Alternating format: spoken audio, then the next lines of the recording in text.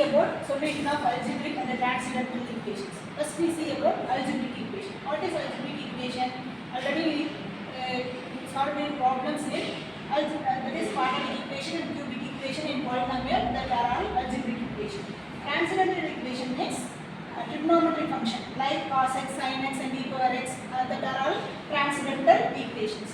The equation f of x equal to 0 is called transcendental equation if f of x contains logarithmic, exponential and trigonometric functions. Here we see about the Newton-Raphson method in this algebraic and transcendental equation. The condition for Newton-Raphson method is modulus f of x and f double dash of x less than modulus f dash of x the whole square. Here the order of the Newton-Raphson method is, here the iterative formula for Newton-Raphson method is xn plus 1 equal to xn minus f of xn by f dash of xn. Now we solve the problems using Newton-Raphson method. The Newton-Raphson method also called Newton's method.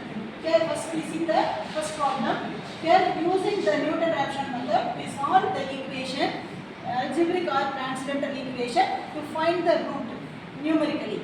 Here already we solve the problem in the equation in elimination method and remaining or any method in solving school level. Here we solve numerically how to solve the equation algebraically or transcendental equations. Here you have to find the root. Here f of x equal to, take the given equation as f of x. Here f of x, first we solve the value from starting 0 and then 1 and then 2 like that.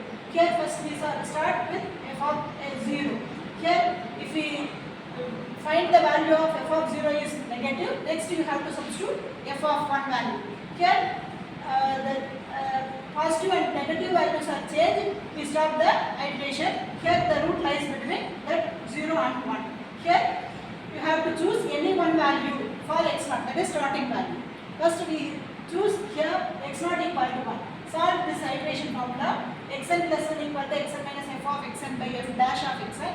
So first you have to choose x0 equal to 1. Using the x0 value, here you have to substitute n is equal to 1. N is equal to 1.